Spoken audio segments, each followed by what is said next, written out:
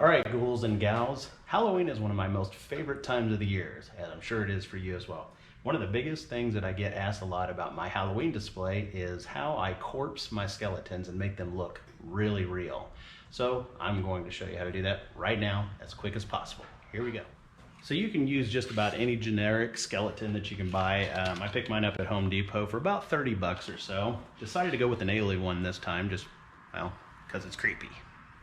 So here we go.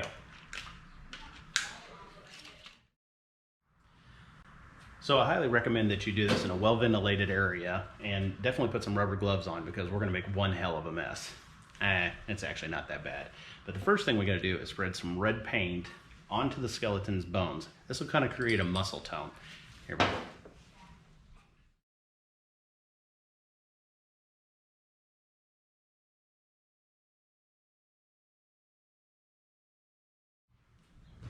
Okay, now we put the red paint on. We went ahead and wiped it just a little bit at a time. So I just spray a little on, wipe it, spray a little on, wipe it. It's all to your personal preference of how much muscle tissue you want to shine through, shall we say, or come through.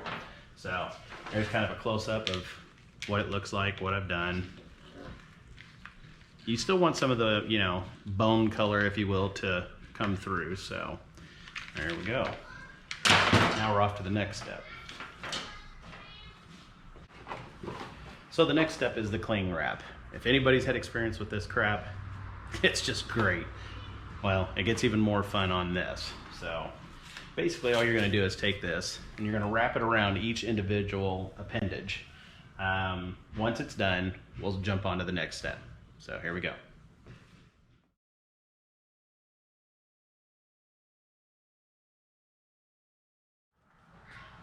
Okay, so I wanted to take a really brief second to show you this. It's not a perfection type thing, okay? I double wrap and over wrap. I let some of it get bunched up a little bit, and trust me, that will add to the effect when you go to the next step here. So I will definitely get rid of his little short skirt that he's got going on with the 80s thing here by just cutting a slit in it, wrap it, and we keep going. So we'll finish this out. We'll move on to the next step. Scalpel.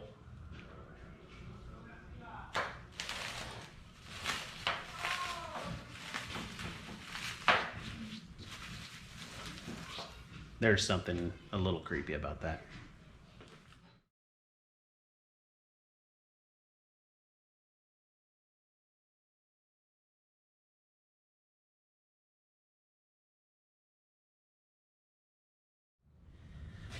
Okay, so now we're going to take the heat gun and we're going to go ahead and just melt this saran wrap onto the bone of the alien here.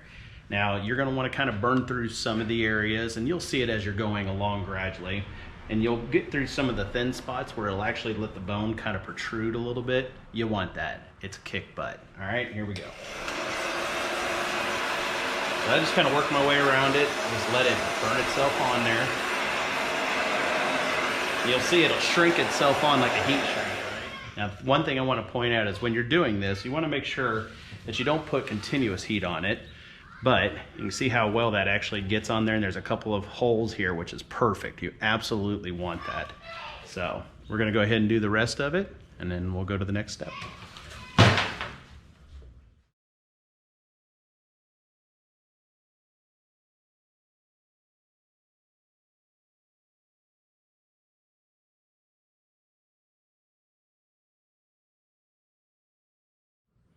Okay, so we went ahead and burnt the plastic or the cellophane onto the skeleton and give you kind of a close-up look. See how it kind of burns through some of these areas and stuff? You want that, trust me. It adds to the effect and it makes it look super cool. At this time too, you can, if you need to ever articulate the skeleton, or you want it to, have its arms out or something, now is probably a good time because you can actually heat up the plastic itself and form it into a pose that you might want.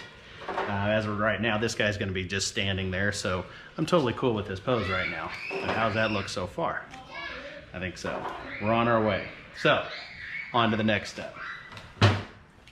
So there's a couple of techniques of doing this portion. What we're going to do now is we're going to put the wood stain on. You can just get pretty much any wood color, whatever, it doesn't matter. I just had some old junk laying around. and you just kind of brush it on and then brush it off. You know, it's the same thing as you kind of did with the red. Now, of course, you want to get some areas that are darker than others and whatnot, and it just adds to the effect. One little note that I like to do sometimes is I will put some on, and I want it to be like really dark and crispy looking. I'll grab the heat gun while the stain is on there and just kind of burn it. But keep in mind, it does put off a toxic fume. You might want to be careful. Just saying. All right, so here we go.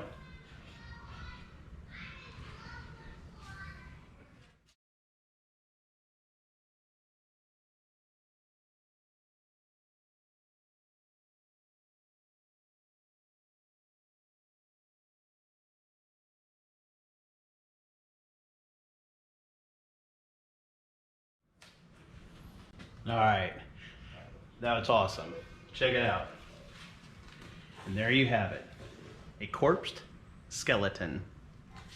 Let that dry for a little bit. You can use the heat gun to kind of maybe heat it up a little bit, but again, it might put off a toxic fume. Kind of be careful with that. Don't breathe it in too terribly much. But there you go. Believe me, when you lay that out and you've got your lights on that, your strobes on that, man, this looks creepy as hell. Here, I'll show you what one looks like.